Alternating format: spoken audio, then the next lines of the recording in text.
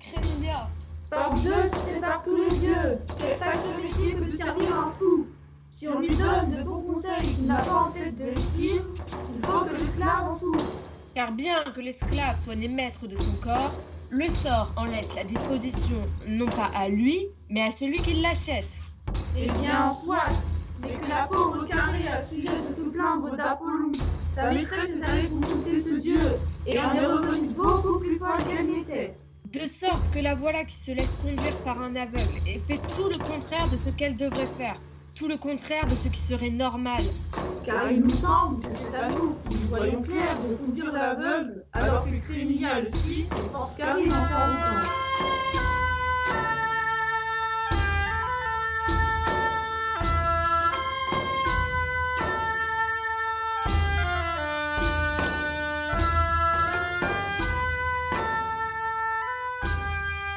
Maîtresse, il n'y a plus moyen que je me tais si tu ne me dis pourquoi nous devons suivre cet homme. Non, par Zeus, et si tu me fâches, je te jure qu'il t'en cuira. Dis-moi enfin qui est cet homme, c'est par pur intérêt pour toi que je te le demande. Toujours, tu le sais, j'étais pieuse et honnête. Seulement, mes affaires allaient mal et j'étais misérable. J'ai vu s'enrichir ceux pour qui rien n'est sacré, les beaux parleurs, les traîtres, toutes les canailles. Cela n'est que vérité. Enfin, je suis allée voir l'oracle d'Apollon. Je voulais savoir si mon fils doit changer de conduite et devenir fourbe, injuste et scélérat, car j'en suis venue à penser que c'est ça qui réussit dans la vie. Qu'a donc répondu le dieu? Qu'a dit l'oracle? Il m'a ordonné d'aborder au sortir de chez lui le premier homme que je rencontrerai, de ne plus le lâcher et de le persuader de me suivre chez moi. Quel est donc le premier homme que tu as rencontré? Cet aveugle que nous suivons. Tu es la dernière des nigaudes. L'oracle te dit qu'un aveugle verrait qu'on ne gagne rien aujourd'hui à être honnête homme. L'oracle doit avoir un autre sens, plus élevé. Apprenons qui est cet homme et pourquoi il vient ici avec nous. Ainsi, nous saurons peut-être ce qu'a voulu dire Apollon. Oh là, toi, dis-nous qui tu es avant que j'en vienne à des mesures plus musclées. Moi? Va te faire pendre, voilà ce que je te dis. Allons, mon ami, si tu es sensible aux manières d'une femme qui a le cœur sur la main, réponds-moi. Et moi, je te dis d'aller te faire assommer. Apprécie le conseil, maîtresse, il te vient de l'homme de Dieu. Laissez-moi tranquille, brute épaisse. J'ai une bien meilleure idée, patronne. Je vais liquider ce lascar sans ménagement. Je l'emporte en haut d'un précipice, je le pose là et je le pousse un peu pour qu'il se casse la margoulette en tombant de là-haut. Vas-y, emmène-le vite. Ne faites pas ça. Tu vas parler? Mais si vous apprenez qui je suis, je sais bien que vous allez me maltraiter et me séquestrer. C'est bien ce que nous ferons, morbleu, si tu t'obstines. Lâchez-moi d'abord. Voilà, on te lâche. Eh bien, écoutez qui je suis, puisque je n'ai pas d'autre choix. Je suis l'argent. Ah, le saligo, tu étais l'argent et tu ne le disais pas. Toi, l'argent, dans cet état calamiteux? Ô Apollon, ô Dieu, ô puissance céleste, ô Zeus, pour de bon, c'est toi? Oui, Toi-même? archi-moi, archi-même. Et d'où viens-tu, dit crasseux comme ça? Je sors de chez Patroclès, qui ne s'est pas lavé depuis le jour de sa naissance. Et ton infirmité, comment est-ce arrivé? C'est à Zeus que je dois ça. À Dieu dans sa âme envers les hommes. Quand j'étais encore gamin, j'ai menacé le dieu de n'aller que chez les gens honnêtes. Les gens honnêtes, sages et de conduite rangée. Alors le dieu m'a rendu aveugle, afin que je ne puisse plus en reconnaître aucun. Entendez comme Zeus a de âme pour les braves gens. Et pourtant, si Zeus est honoré, c'est bien aux braves gens qu'il le doit, aux gens honnêtes et rien qu'à eux. Alors, dis-moi un peu, si tu y voyais de nouveau comme avant, tu éviterais les fripouilles? C'est moi qui te le dis. Et tu irais chez les honnêtes gens? Pour sûr, il y a si longtemps que je n'en ai vu. Rien d'étonnant. Moi non plus, et pourtant, j'ai des yeux. S'il te plaît, ne me quitte pas. Tu peux chercher, tu ne trouveras pas une femme qui se conduise mieux que moi. Parbleu, elle n'a pas son pareil, excepté moi. Hommes ou femmes, ils disent tout ça. Mais quand Pluto se laisse prendre, et que l'argent, ils l'ont, il n'y a pas de pire canaille. Mais tous les gens ne sont pas méchants. Tu as raison, pas tous, archi tous. Si tu restes chez nous, j'espère, oui, j'espère bien, avec l'aide du ciel, te guérir les yeux et faire que tu vois de nouveau. Jamais de la vie, ne fais pas ça, je ne veux pas recouvrer la vue. Cet homme-là a la vocation du malheur. Si Zeus apprenait les folies que j'écoute, je suis bien sûre qu'il m'écrabouillerait. C'est déjà ce qu'il fait quand il te laisse rôder au hasard en te cognant partout. Peut-être, mais devant lui, je tremble d'épouvante. Calme-toi, je vais te prouver que tu es beaucoup plus puissant que Zeus. Ne dis pas ça, malheureuse. Par quel moyen Zeus gouverne-t-il les autres dieux? Par mots dissonantes, il en regorge. Et qui les lui fournit? Tout autre, Et les sacrifices qu'on lui fait, c'est grâce à qui? à Pluto. Parbleu, est-ce qu'on implore? C'est d'abord de l'argent de Pluto. Donc c'est de toi que tout ça dépend. Et ça lui serait facile s'il voulait y mettre fin. Parce que plus d'un mortel ne ferait offrande de rien, Ni bœuf, ni tartelette, rien de rien, tu ne voulais pas. pas moyen d'acheter si tu n'es pas là. Donc, la puissance de Dieu, tu l'anéantiras à toi tout seul. Les sacrifices qu'on lui fait, c'est grâce à moi? Bien sûr, et pour l'humanité, tout ce qui a de l'éclat, de la beauté, du charme, c'est toi qui en es la source. Tout est aux ordres de l'argent. Exemple, il a suffi de 4 petites pièces pour faire de Carrie l'esclave qu'elle est. Avant, c'était une femme libre. Et les catins de Corinthe. On dit que si c'est un pauvre bougre qui leur fait des avances, elles n'y font même pas attention. On dit que si c'est un riche lascar, elles partent tout de suite la vers lui. Et les garçons? On dit qu'ils en font autant, que ce n'est pas à leurs amoureux qu'ils pensent, mais à l'argent. Les professionnels, pas ceux qui sont honnêtes. Les honnêtes ne demandent pas d'argent, alors que demandent-ils donc? Les uns, un beau cheval, les autres, des chiens de chasse. Et peut-être qu'ils ont honte de demander de l'argent. Ils font en sorte de camoufler leur fripouillerie. Et tous les arts et métiers dont les humains ont découvert le secret, ça vient de toi. L'un taille le cuir, l'autre travaille des métaux précieux, et c'est toi qui les fournis. L'un dépousse les gens, l'autre les cambriole. L'un est un taulier, l'autre vend des oignons. Pauvre de moi qui ne savais rien de tout cela. Et l'Assemblée, Ce n'est pas à cause de toi qu'elle se réunit. et le bataillon de légionnaires qui est à Corinth, Ce n'est pas toi qui l'entretiens. et l'alliance avec l'Égypte. Ce n'est pas à cause de toi. C'est toi seul qui est à l'origine de tout, le mauvais comme le bon. En tout cas, pour la guerre, c'est toujours dans le plateau du vainqueur que tu es assis. À moi tout seul, je suis si puissant que cela. Pour tout le reste, il vient un moment où on n'a plus faim. Mais de toi, personne n'est jamais rassasié. Si quelqu'un a reçu 13 millions, il en voudra 16. Et s'il réussit, il en voudra 40. Sans quoi, cette vie pour moi n'est pas une vie. Allons, si tu te montres toi-même un homme résolu, je te rendrai la vue et plus perçante que celle du lynx. Et comment feras-tu, simple mortel que tu es? J'ai un solide espoir qui me vient d'Apollon en personne, et bien d'autres alliés viendront, tous les honnêtes gens qui ont leur assiette vide. Allons, toi, va, cours vite, Quoi faire? appelez les paysans, dis-leur de venir ici, et ils y recevront chacun une part de l'argent qui vient de nous arriver. Dépêche-toi. Et toi, argent tout-puissant qui règne au-dessus de tous les dieux, entre ici avec moi. Ah, c'est bien à chaque fois à contre-cœur, je te jure que j'entre dans une maison étrangère. Je n'en ai jamais rien récolté de bon. Si je suis tombée sur quelqu'un qui serre les cordons de la boucle, il a tôt fait de m'enterrer tout au fond d'un trou. Et si un brave homme de ses amis vient le trouver pour lui demander 4 sous, il proteste qu'il ne m'a jamais vu. Et si je suis tombée chez une tête brûlée, je suis jetée au ruisseau, les filles, les dés, et flanquée à la porte, tout plumé en un rien de temps. C'est que tu n'es jamais tombée sur une femme raisonnable comme moi. J'aime serrer la dépense, mais aussi bien faire les frais quand il faut. Allons, entrons. Je veux te présenter à ma sœur et à mon fils unique, l'être que je chéris le plus au monde. Après toi. Je me fie à toi. Bien sûr, qui aurait l'idée de ne pas te dire la vérité?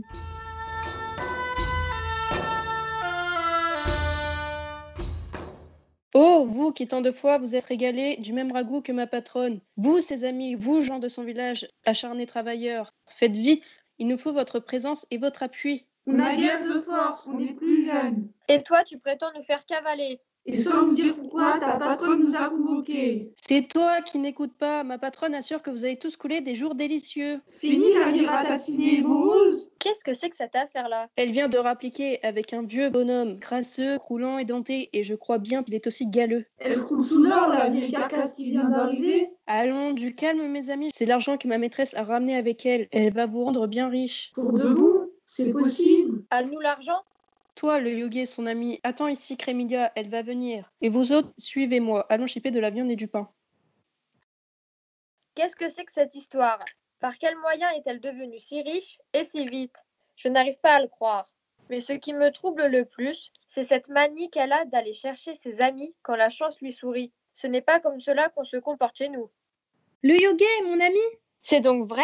Tu es devenue riche? Disons que je suis sur une affaire. En cas de succès, c'est le bonheur à perpétuité.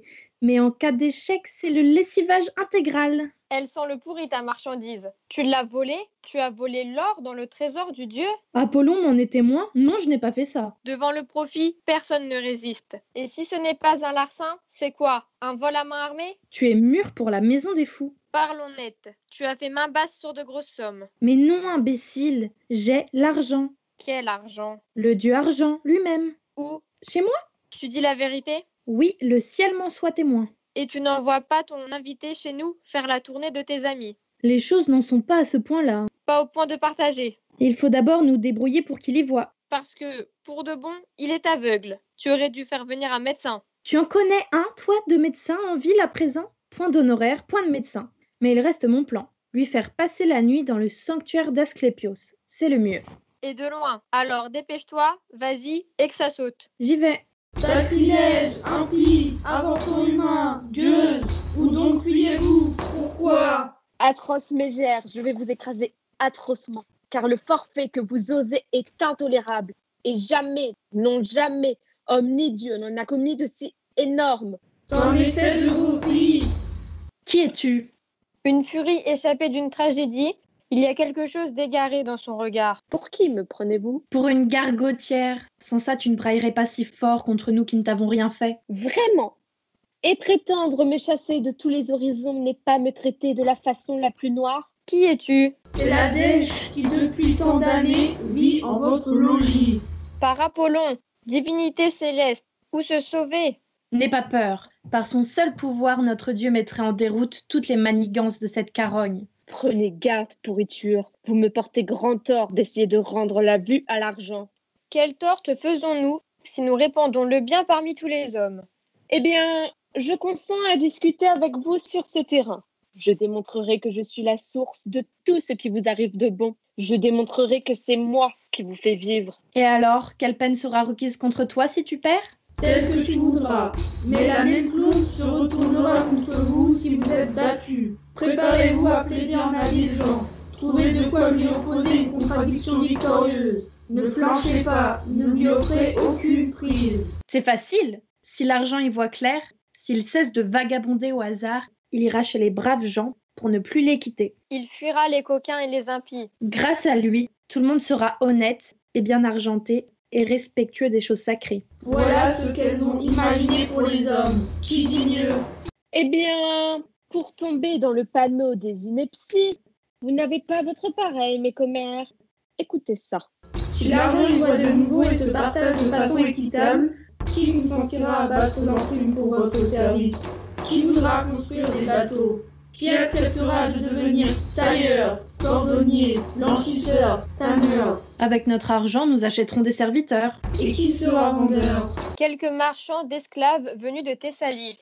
Il n'y aura plus non plus de marchands d'esclaves si l'on applique votre programme. Qui voudra, s'il est riche, risquer sa peau pour ces métiers-là? Vous serez forcé de vous mettre vous-même à la charrue, à la bêche et à tous les travaux pénibles. Plus de tapis puisque plus de tisserands, plus de parfums pour la mariée le jour de ses noces, plus d'étoffes somptueuses, de drapés, de vases.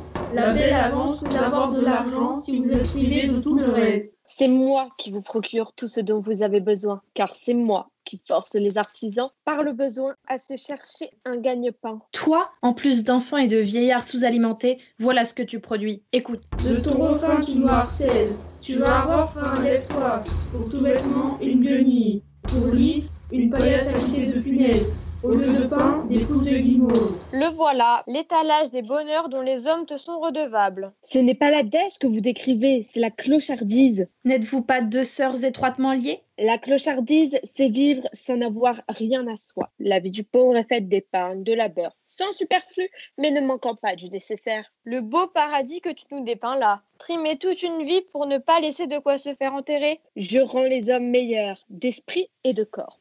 Regarde vers la politique. Ceux qui prennent la parole. Tant qu'ils sont dans la dèche, ils se conduisent proprement envers le peuple et envers l'État. Mais quand ils ont gagné bien de l'argent sur la communauté, les voilà devenus des fripouilles. Ils complotent contre la démocratie et agissent en ennemis du peuple. Ça, malgré ta langue de vipère, c'est la vérité. Mais ça ne réduira pas ta note. Je te dis que je les rends meilleurs. Mais comment se fait-il alors que tout le monde cherche à t'échapper? C'est qu'un juste discernement est chose difficile. Allez, va te faire pendre. Clôt ton bec et plus un mot, tu ne me convaincras pas.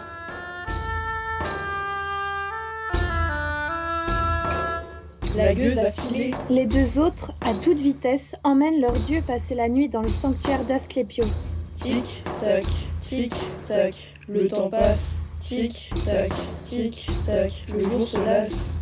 Dans les parvis divins, ils entrent, conduisant leur dieu misérable. Au bandeau de mer, elle le mène et l'y baigne. Tic, tac, le temps passe. Tic, tac, le vieux grimace. Du dieu le sanctuaire, elle gagne. Sur l'autel, l'argent nu est couché. Tic, tac, le temps passe. Tic, tac, les ombres de la nuit s'enlacent. Panacée étend sur sa tête un drapeau. Le dieu siffle et du temple jaillissent 2 serpents prodigieux. Tic, tac, le temps passe. Tic, tac, la lune est basse. Sous le drap pourpre, les serpents glissent. Tic, tac, le temps passe. Le dieu s'éclipse, les reptiles à sa suite. Tic, tac, la nuit s'efface. L'argent est debout, et comme vous et moi, il y voit.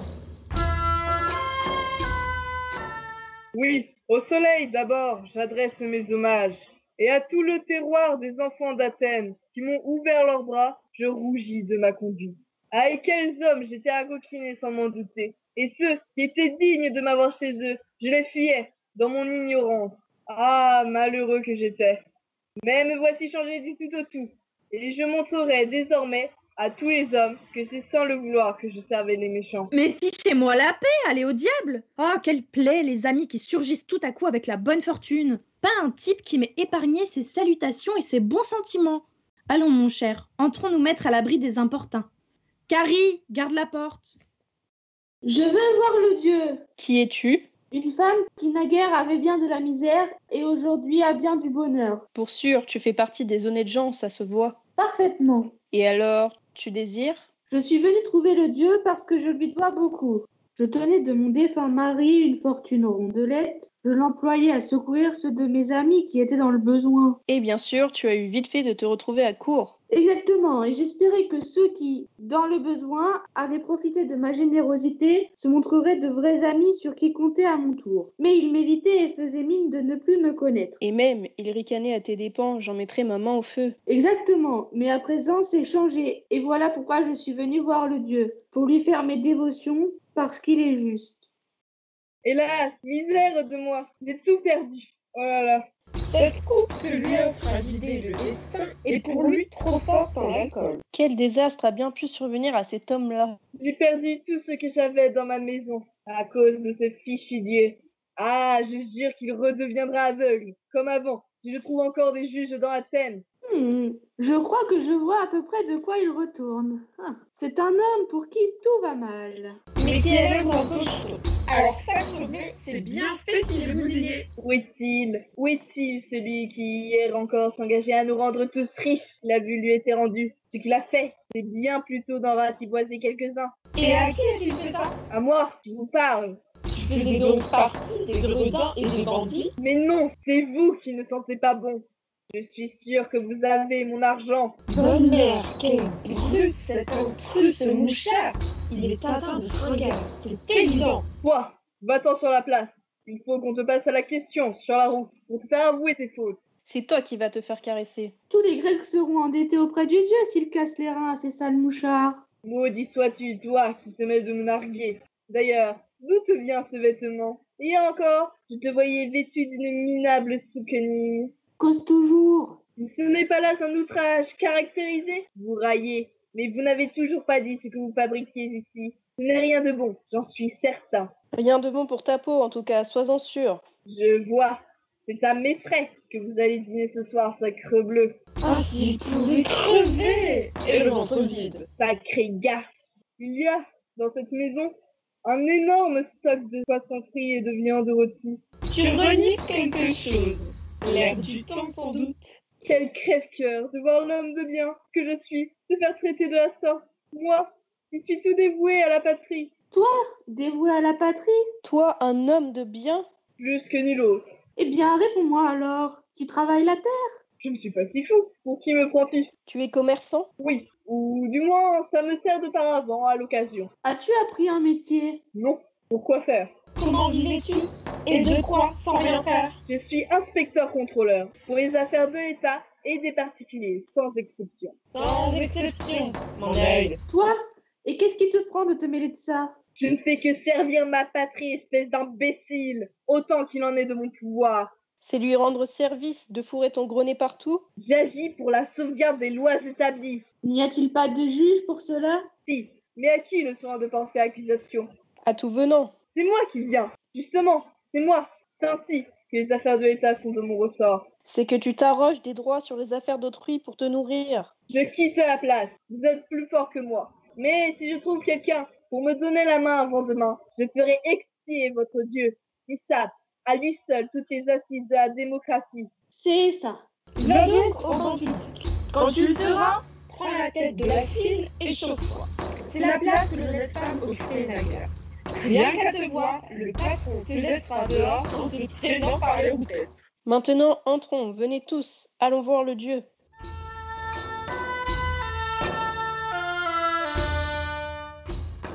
Dites-moi, chers amis, suis-je arrivé au logis de cette espèce de nouveau Dieu? Parce que c'est abominable, ce que j'ai à subir depuis que ce Dieu charlatan s'est mis à voir clair. Il m'a rendu la vie invivable. Je vais donc héler quelqu'un de la maison. Inutile, me voilà. De quoi s'agit-il? Est-ce que par hasard tu étais moucharde toi aussi? Écoute, j'avais un damoiseau, un amour. Il était pauvre mais joli et galant. À mon moindre désir, il faisait n'importe quoi pour moi. Et quelle gentillesse! Et moi, j'étais aux petits soins pour lui, en toutes choses. Que veux-tu dire par j'étais aux petits soins pour lui en toutes choses? Oh, pas grand-chose. 20 pièces par-ci pour un manteau, 8 par-là pour des chaussures. Je faisais de temps en temps emplette d'une petite tunique pour sa sœur ou parfois sa mère. Pas grand-chose en effet, ce que tu dis là.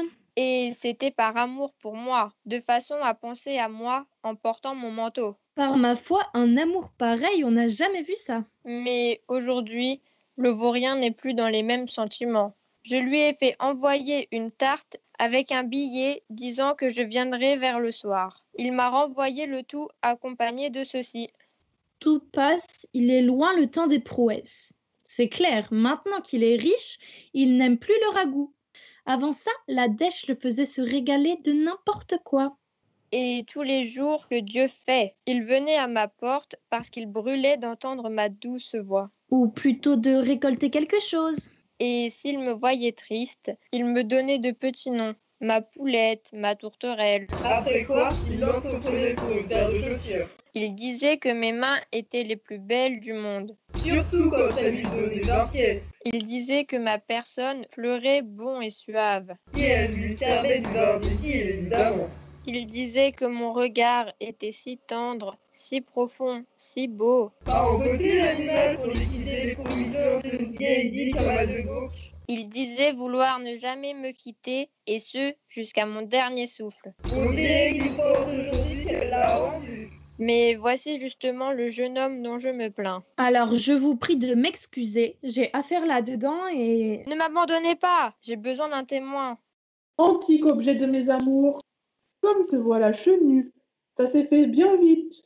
Juste ciel. Il y a longtemps qu'il ne t'a pas vu, on dirait. Misérable, hier, il était chez moi. Oh, Seigneur à la barbe d'écume. Oh Dieu de vétusté, que de rides elle a sur la figure. Ne t'approche pas de moi. Tu te conduis comme le dernier des derniers. Tu me traites comme eau de vaisselle, devant tout le monde. Ça te ferait pourtant du bien si on te lessivait un peu. Jamais de la vie. Pour le moment, on peut encore la bazarder en somme. Mais si on la décape de son place, tu verras s'étaler le délabrement de la façade. Tu ne sais pas ce que tu dis, ma parole. Mais non, c'est plutôt qu'il te compte fleurette. Oui, il te fait la cour en s'imaginant que je ne vois rien. Mais non, voyons, je suis le cœur. Je ne gonflerai à personne. Je ne suis pas là pour ça. J'entends seulement que tu t'attiennes de mauvais procédés envers cette femme. Moi? Mais je l'aime à la folie. Elle t'accuse d'outrage envers elle et de nier tout bas. C'est loin le temps de poète, c'est clair. Maintenant que tu es riche, tu n'aimes plus le ragoût. Avant ça, la dette pouvait te régaler de n'importe quoi. C'est décidé, je ne me disputerai pas avec toi pour cette femme. Mais c'est devant ta sagesse que je m'incline. Ta sagesse et ta grande bienveillance. Jamais je n'aurais permis à un autre de me faire ça. Allons, tu peux partir. Hop, hop, hop, emporte-la. Parce que tu crois pouvoir t'en sortir aussi aisément? Est-ce que tu te figures qu'on va te le permettre? Pas question que j'adresse la parole à une femme qui se laisserait courtiser par n'importe lequel de ceux-là. Puisque tu n'as pas dédaigné boire de ce vin-là, Il faudra vider ton verre jusqu'à la lie. Oui, eh bien, Lali, elle a drôlement mal vieilli. Maintenant, entre chez le dieu. Tu as raison. Je veux faire offrande au dieu des couronnes que je porte. Après tout, on verra bien. Et moi aussi, je veux lui dire un mot. Marche, j'entre sur tes talons. Et moi, j'ai bien mérité un peu de repos.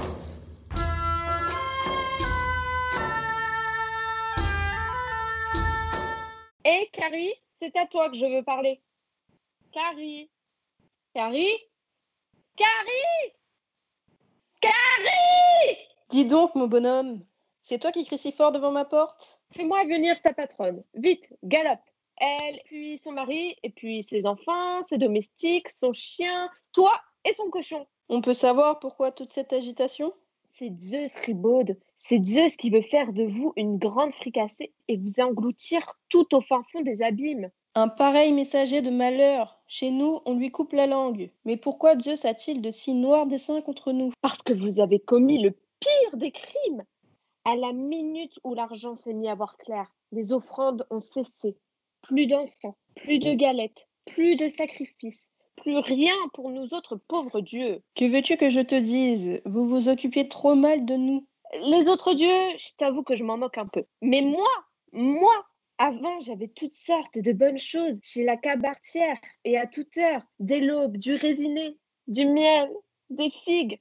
Enfin, tout ce qui convient au régime d'Hermès. Maintenant, je reste le ventre vide. Et alors, c'est bien fait puisqu'il t'arrivait de les faire écoper d'une amende, celle qui prenait si grand soin de toi. Hélas, pauvre de moi, fini la tourte qu'on me sortait du four le 4 de chaque mois. Ah, mon pauvre monsieur, les traditions se perdent. Le gigot que je mangeais tout entier. Danse la gigue sur une outre, ici, en plein air. Pour ton vieil ami, dis, tu ferais bien quelque chose. Si cette chose est en mon pouvoir. Faites-moi cadeau d'un pain doré à point et un gros morceau de viande pris sur les sacrifices que vous faites là-dedans. L'autorisation de sortie est refusée. Pourtant, quand tu chipais un petit quelque chose dans les armoires de ta patronne, c'est bien moi, à chaque fois, qui faisais en sorte que l'on ne te voyait pas. Seulement quand je prenais ta part avec la mienne. Mais en fin de compte, c'est dans ta panse à toi que cette part descendait. C'est que tu n'étais pas là pour recevoir la rossée quand j'étais prise pour cette friponnerie. Allons, fais-moi une place dans votre foyer. Tu plaquerais les autres dieux pour rester ici? Et comment? Il fait bien meilleur vivre chez vous. C'est de la désertion, ça manque d'élégance. Où l'on a son bonheur, on trouve sa patrie. Mais à quoi pourrais-tu nous être utile? Embauchez-moi pour le marché. Nous sommes riches, nous n'avons pas besoin de marchandeurs. Alors comme pilote. Mais notre Dieu y voit à présent. Alors comme financier. Financier, jamais de la vie. Nous n'avons plus que faire de finasserie. À nous la droiture dans les affaires. Eh bien, je dirigerai des compétitions. Tu ne peux rien y redire. Tout ce que peut faire l'argent, c'est financer les concours. Je peux les organiser et les arbitrer.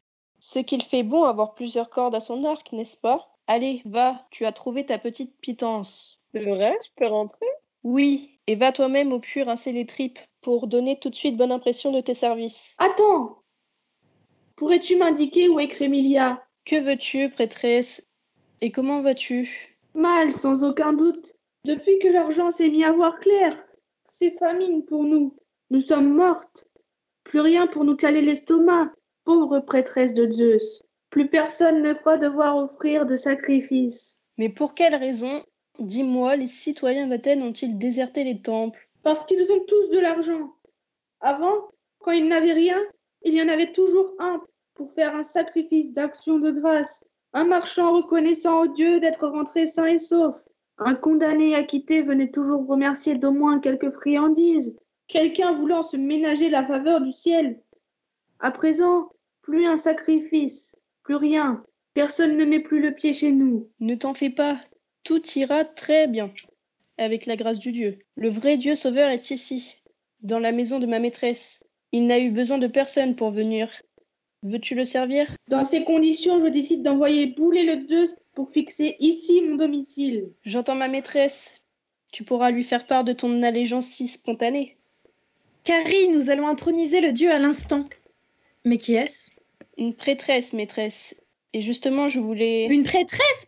Parfait. C'est tout juste ce qu'il nous manquait. Viens. Je servirai bien le dieu, madame. Mais maîtresse, attendez, je ne suis pas sûre qu'elle soit sincère. le dieu trônera de nouveau là où il était jadis, commis à la garde perpétuelle du sanctuaire de la déesse.